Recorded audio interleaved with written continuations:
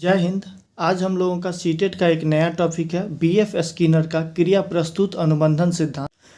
Basically इन्होंने क्या किया था, ये जो है सो हार्वर्ड विश्वविद्यालय के प्रोफेसर थे और इन्होंने जो है सो रिस्पांस यानी कि अनुक्रिया पे जो है सो बहुत ज़्यादा जोर दिया था। इन्होंने बताया था कि कोई भी व्यक्ति अगर जितना ज़्यादा रिस्पांस करेगा, जितना ज़्यादा प्रैक्टिस करेगा, वो उतना ज़्यादा सफल होगा।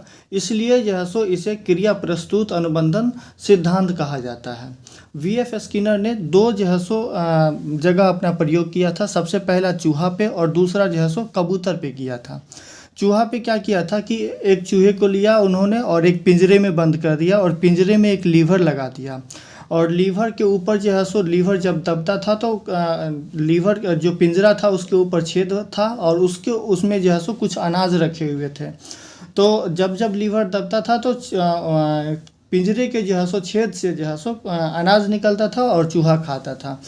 तो क्या हुआ कि जो है सो एक पिंजरा था, उसमें जो है सो चूहे को बंद कर दिया और चूहे को बंद करने के बाद क्या हुआ कि जब चूहा को भूख लगा तो चूहा जो है सो अपना जो है सो इधर उधर घूमना शुरू कर दिया। जब इधर उधर घूमना उछलना कूदना शुरू किया तो उसका अचानक से पैर जो है सो लीवर पे पड़ा। लीवर पे जैसे ही पैर पड़ा तो जो है सो अनाज पिंजरे में गिरा। अनाज पिंजरे में गिरा तो चूहा उसको खा लिया। फिर जब जब जो है सो चूहा को भूख लगता था तब तब जो है सो इधर उधर उछलता कूदता था तो उसका पैर जो है सो लीवर पे पड़ने से अनाज आ जाता था और वो खाना खा लेता था। तो इसका क्या मतलब निकला? इसका मतलब ये निकला कि चूहा जब भी प्रतिक्रिया करता था तो उसको खाने को मिलता था। सेम उसी प्रकार है कि अगर आप जो है सो जब जब जो है सो प्रैक्टिस करेंगे अपने एग्ज़ाम्स के लिए, जितना ज़्यादा आप लोग प्रैक्टिस करेंगे तब तब जो है सो आप सफलता पाएंगे अपने एग्ज़ाम्स में। अगर आप प्रैक्टिस नहीं करेंगे तो आपका जो है सो सफलता होना निश्चित नहीं रहेगा, है ना। तो इस प्रयोग से यही निष्कर्ष निकलता है कि जो है सो पहले जो है सो रिस्पॉन्स करना चाहिए, उसके बाद जो है सो उद्दीपन मिलता है यानी कि स्टिमुलस मिलता है। और जैसे जैसे आप जो है सो पुनर्वलन करेंगे यानी कि रीइंफोर्समेंट करेंगे, वैसे वैसे जो है सो अनुक्रिया करने और जो है सो लक्ष्य तक पहुंचने में तीव्रता आती है। यानी कि आप जितना ज़्यादा प्रैक्टिस करेंगे, आप लोग जैसे सीटेट का प्रिपरेशन कर रहे हैं तो आप लोग जितना ज़्यादा प्रैक्टिस करेंगे, रिवीजन करेंगे, प्रीवियस ईयर लगाएंगे, उतना ज़्यादा आप जो है सो टारगेट की ओर जो है सो बढ़ेंगे और आप जो है सो सफलता पाने में आपको आसानी होगी। और जितना कम आप प्रैक्टिस करेंगे उतना ज़्यादा आप जो है सो सफलता से दूर रहेंगे, ठीक है। और इसमें क्या है कि जो है सो सीखने की अनुक्रिया में पुनर्वलन यानी कि रीइंफोर्समेंट का बहुत ज़्यादा इम्पोर्टेंस हो जाता है, बहुत ज़्यादा क्या हो जाता है, महत्व हो जाता है। ऐसा हम नहीं कह रहे हैं, ऐसा बीएफ स्किनर साहब कह रहे हैं कि सीखने की अनुक्रिया में पुनर्वलन का विशेष बहुत ज़्यादा महत्व हो जाता है, ठीक है। जिस उद्दीपन को देने से अनुक्रिया करने की संभावनाएं बढ़ जाती है तो उसे जो है सो पुनर्वलन कहते हैं। जैसे कि आप लोग जो है सो छोटे बच्चे को देखते होइएगा कि अगर उसको बोलिएगा कि बाबू तुम अगर होमवर्क कंप्लीट कर लोगे तो तुम्हें टॉफ़ी मिलेगा।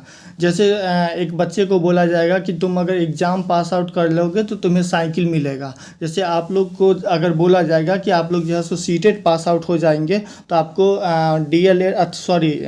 टीआरई में जो है सो बैठने की अनुमति दी जाएगी। तो ये हो गया एक तरह से रीइंफोर्समेंट, ठीक है। रीइंफोर्समेंट यानी कि बढ़ावा देना कि आप जो है सो ये काम कीजिए और आपको बदले में जो है सो एक खुशी का एक ऐसा चीज़ मिलेगा जिससे आप जो है सो सेटिस्फाइड होंगे और खुशी मिलेगा, है ना। तो पुनर्वलन यानी कि रीइंफोर्समेंट ये दो प्रकार के होते हैं। कौन कौन से दो प्रकार के होते हैं? तो पहला होता है पॉजिटिव रीइंफोर्समेंट और दूसरा होता है निगेटिव रीइंफोर्समेंट।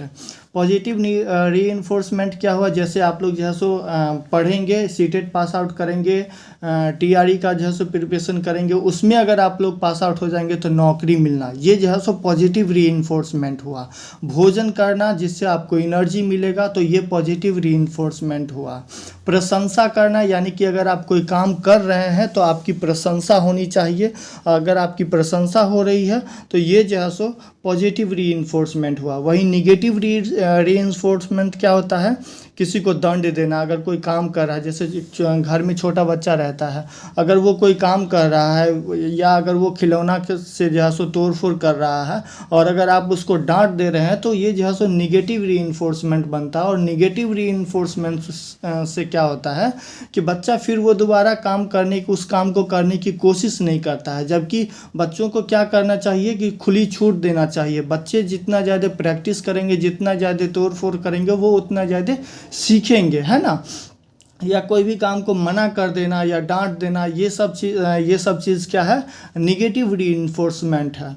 निगेटिव रीइंफोर्समेंट से क्या होता है कि बच्चा जो है सो फिर वो काम करने की कोशिश नहीं करता है, या जो है सो कोई भी व्यक्ति हो वो अगर उसको निगेटिव रीइंफोर्समेंट मिलता है तो वो जो है सो मतलब वो फिर दोबारा दोहराता नहीं है। जबकि अगर पॉजिटिव रीइंफोर्समेंट मिलता है तो बच्चा और ज़्यादा एनर्जी के साथ जो है सो उस काम को करने की कोशिश करता है और एक पॉजिटिव रिजल्ट निकलता है। तो कभी भी किसी भी बच्चे को डांटना या उसको दंड नहीं देना चाहिए, बल्कि उसका प्रोत्साहन करना चाहिए, ताकि वो जो है सो उसका मेंटल डेवलपमेंट हो सके, उसका जो है सो सार्वजनिक विकास हो सके। ऑलराउंड डेवलपमेंट के लिए जो है सो पॉजिटिव रीइंफोर्समेंट देना चाहिए। नेक्स्ट है कि पुनर्वलन का अनुसूची। ये जो है सो ये भी 2 प्रकार के होते हैं। सबसे पहला कौन सा है, कंटिन्यूअस रीइंफोर्समेंट। कंटिन्यूअस रीइंफोर्समेंट क्या होता है कि कोई भी क्वेश्चन है, जैसे कि अब जो है सो बार बार जो है सो इसमें जब जब क्रिया होती है तब तब जो है सो पुनर्वलन दिया जाना।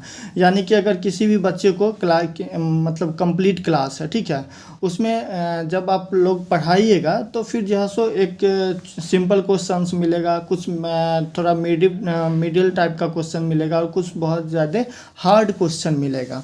तो क्या है कि अगर आप छोटे छोटे क्वेश्चंस को करने पर भी बच्चों को जो है सो बहुत ज़्यादा ये देते हैं, रीइंफोर्स करते हैं, उनका मनोबल बढ़ाते हैं, तो फिर मतलब ये जो है सो बच्चा उतना ज़्यादा इंटरेस्ट नहीं लेगा। एक समय के बाद जो है सो उतना मतलब उनका मोटिवेशन डाउन होगा। तो क्या होता है कि जब जब क्रिया जो है सो जब जब क्रिया होती है तो पुनर्वलन दिया जाता है। जैसे प्रत्येक सवाल पे जो है सो आप बच्चों का प्रोत्साहन करना, तो ये जो है सो कंटिन्यूअस रीइंफोर्समेंट शेड्यूल हुआ। वहीं जो है सो एक होता है आंशिक पुनर्वलन। क्या होता है आंशिक पुनर्वलन? उसमें क्या होता है कि हर सवाल पे बच्चों का प्रोत्साहन बढ़ा करके कुछ ऐसे इम्पोर्टेंस क्वेश्चन दे दिया जाए जो बहुत ज़्यादा हार्ड हो, रियल में डिफ़िकल्ट हो, यानी कि हॉट्स टाइप का क्वेश्चन। देखिए होइएगा कि किसी भी बुक में जो है सो बुक के लास्ट में हॉट्स टाइप का क्वेश्चन रहता है, यानी कि बहुत अच्छे कैटेगरी का क्वेश्चन रहता है। अगर उस क्वेश्चन को करने के बाद जो है सो बच्चों का आप जो है सो मनोबल बढ़ाते हैं तो उनके अंदर जिज्ञासा आती है और उनका ब्रेन जो है सो इनके अंदर क्रिएटिव थिंकिंग आइडियाज़ आता है।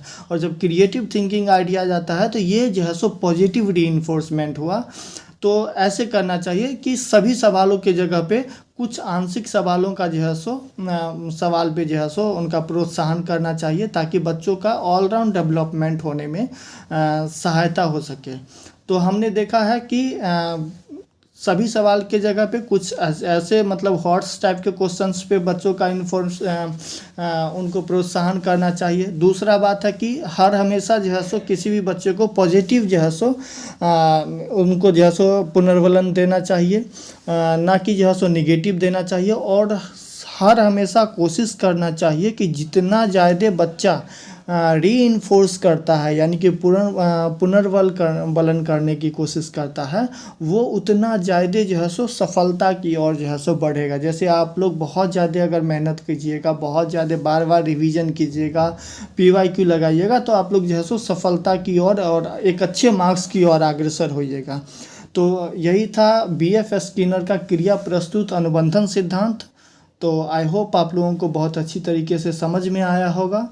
तो इसके बाद जो है सो हम लोग सभी थ्योरेटिकल टॉपिक को कंप्लीट करेंगे। उसके बाद फिर PYQ स्टार्ट करेंगे। तो आज के लिए इतना ही, फिर मिलते हैं नेक्स्ट क्लासेस में। तब तक के लिए धन्यवाद आप लोगों का।